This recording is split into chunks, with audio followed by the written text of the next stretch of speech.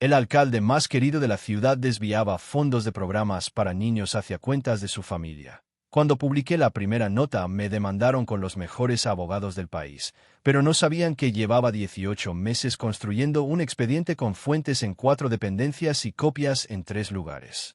Hay historias que no quieres tener razón de contar.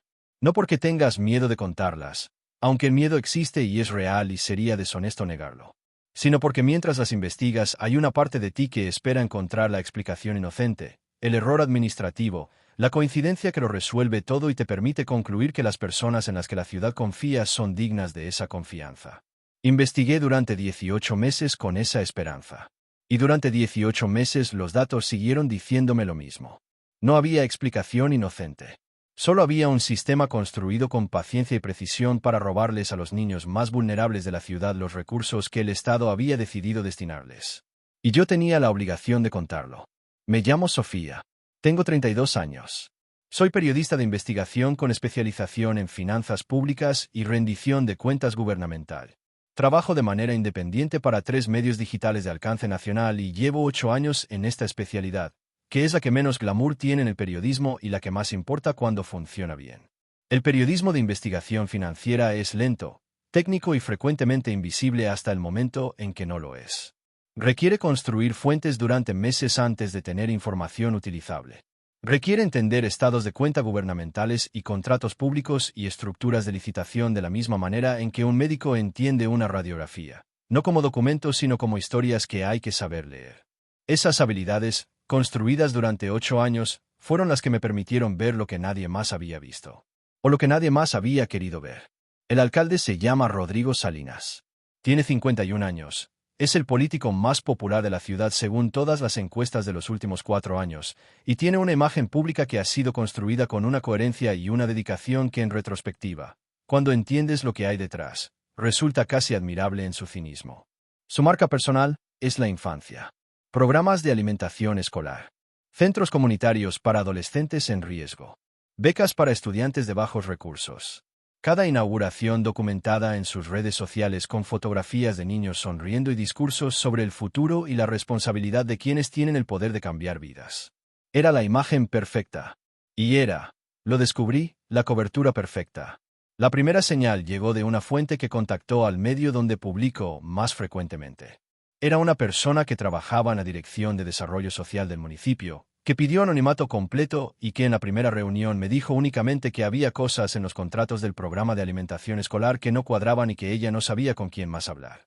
Le dije que me mostrara lo que tenía. Lo que me mostró en esa primera reunión fue pequeño. Una irregularidad en un contrato de proveeduría que podía tener varias explicaciones. No era suficiente para nada, pero era suficiente para seguir buscando. Empecé a buscar. Durante los siguientes 18 meses construí el expediente de la manera en que se construyen los expedientes que resisten la presión legal que inevitablemente viene después, con múltiples fuentes independientes que se corroboran entre sí, con documentos originales en lugar de copias, con análisis técnico independiente que convierte los datos en conclusiones verificables por cualquier persona con los conocimientos correctos. Desarrollé 4 fuentes dentro de dependencias municipales diferentes. Ninguna sabía de la existencia de las otras. Cada una me proporcionaba información desde su área específica que de manera individual era incompleta pero que cruzada con las demás construía una imagen que no admitía interpretación alternativa. Los fondos del programa de alimentación escolar, que tenían un presupuesto anual de varios millones de pesos destinados a garantizar una comida diaria a niños en zonas de alta marginalidad, estaban siendo desviados de manera sistemática a través de un esquema de empresas proveedoras fantasma que facturaban servicios que no se prestaban o que se prestaban de manera parcial y deficiente. Las empresas fantasma tenían nombres que no decían nada a primera vista. Pero sus registros fiscales, que son información pública, mostraban accionistas y representantes legales con apellidos que se repetían. Apellidos que con investigación básica se vinculaban a familiares del alcalde Salinas. Su cuñado. Su primo. La esposa de su hermano. Una red familiar construida alrededor del presupuesto destinado a alimentar niños pobres. Guardé copias de todo en 3 lugares diferentes. No por paranoia sino por protocolo. En el periodismo de investigación que involucra poder político, la pérdida de documentación no siempre es accidental y la única protección real es la redundancia. Si destruyen una copia, hay otras 2. Si hackean un servidor, hay copias físicas. Si confiscan una computadora, Hay copias en la nube cifrada. Una copia digital en un servidor fuera del país al que solo yo tenía acceso. Una copia física en una caja de seguridad bancaria a mi nombre. Una tercera copia con mi abogada, sellada, con instrucciones de qué hacer con ella en escenarios específicos que esperaba no tener que activar. Cuando el expediente estuvo completo, lo envié a 2 académicos especializados en finanzas públicas de universidades distintas y les pedí que revisaran mi análisis de manera independiente. Los dos confirmaron, de manera separada y sin conocer la opinión del otro, que las conclusiones que yo había alcanzado eran consistentes con los datos. Solo entonces publiqué la primera nota. La primera nota era deliberadamente conservadora. No publicó todo lo que tenía. Publicó suficiente para establecer que había irregularidades documentadas en los contratos de proveeduría del programa de alimentación escolar, con los datos específicos que las respaldaban, sin hacer todavía la conexión completa con el alcalde y su familia. Era la primera piedra. La reacción llegó en menos de 24 horas. El despacho de comunicación del municipio emitió un comunicado calificando la nota de irresponsable y tendenciosa. El alcalde Salinas apareció en sus redes sociales con una declaración que mezclaba indignación personal con amenazas veladas sobre las consecuencias de publicar información falsa. Y 3 días después recibí la notificación de una demanda por daño moral y difamación presentada por el alcalde personalmente, representado por uno de los despachos jurídicos más grandes y más caros del país. Llamé a mi abogada cuando llegó la notificación. La licenciada Carmen Espinoza lleva 18 años en Derecho de Prensa y Libertad de Expresión. Cuando le describí la situación, me escuchó con la atención de alguien que está evaluando simultáneamente la situación legal y la estrategia correcta. Le dije que tenía 18 meses de documentación con 4 fuentes independientes, análisis técnico de 2 académicos y copias en 3 lugares distintos. Hubo una pausa. Me dijo que eso cambiaba completamente la naturaleza de la demanda.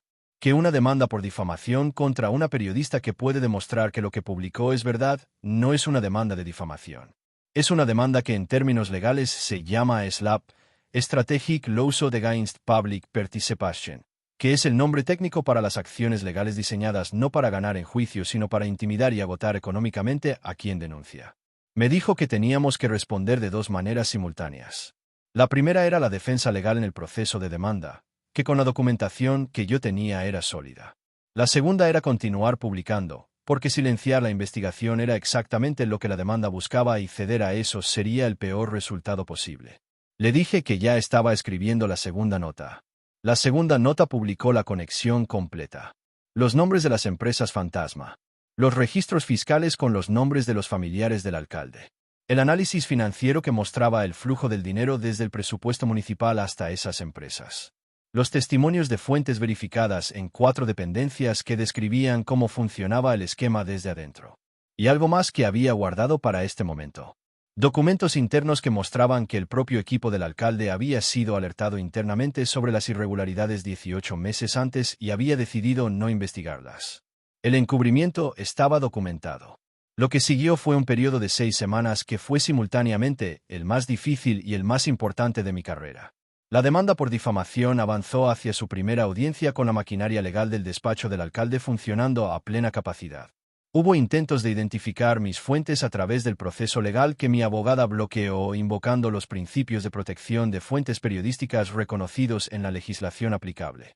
Hubo presión sobre los medios para los que trabajo sugiriendo consecuencias en contratos de publicidad gubernamental si seguían publicando mis investigaciones. 2 de los 3 medios resistieron. Uno cedió y dejó de publicarme. Lo documenté también. Y hubo algo que no esperaba.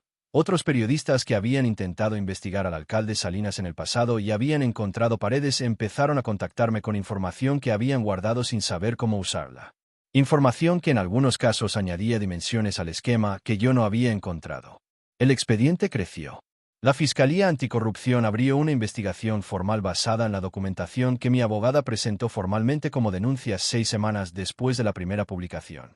Cuando la Fiscalía tiene un expediente con 4 fuentes internas, análisis técnico académico verificable y documentación de encubrimiento, el proceso tiene una velocidad diferente a la que tiene cuando solo tiene palabras.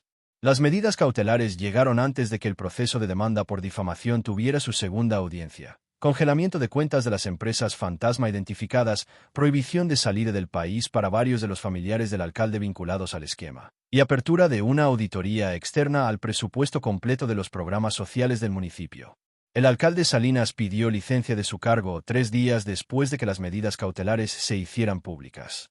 La demanda por difamación contra mí fue retirada 5 semanas más tarde. El proceso penal todavía está en curso mientras cuento esta historia. No tengo certeza del resultado final porque los procesos penales que involucran poder político tienen su propia lógica y sus propios tiempos y sería deshonesto prometer un final limpio que todavía no existe. Lo que sí existe es esto. Las empresas fantasma fueron disueltas. El dinero recuperable fue reintegrado al presupuesto de los programas sociales. La auditoría externa encontró irregularidades adicionales que están siendo investigadas. Y el programa de alimentación escolar fue intervenido y reestructurado bajo supervisión independiente. Los niños que debían recibir una comida diaria y que durante años recibieron menos de lo que les correspondía porque alguien había decidido que su hambre era una oportunidad de negocio. Esos niños tienen hoy supervisión externa sobre los recursos que les pertenecen. Eso no compensa los años perdidos. Pero es algo real y concreto que existe porque alguien decidió investigar, documentar y publicar aunque las consecuencias fueran inciertas. Lo que quiero que te lleves de esta historia no es el drama ni la confrontación ni el final que todavía está siendo escrito. Es esto. El periodismo de investigación existe para este tipo de historias. Y funciona cuando hay personas dispuestas a hacerlo con rigor, con paciencia y con la consciencia de que la documentación es lo único que convierte una sospecha en una verdad que puede decirse en voz alta y defenderse en cualquier tribunal. Las demandas por difamación contra periodistas son frecuentemente SLAPP, herramientas de intimidación disfrazadas de acción legal. Existen organizaciones que defienden a periodistas en estas situaciones. Existen marcos legales que protegen el periodismo de interés público. Y existe la posibilidad de que una persona con las herramientas correctas y la documentación suficiente pueda decir la verdad sobre personas poderosas y sobrevivir al intento de silenciarla.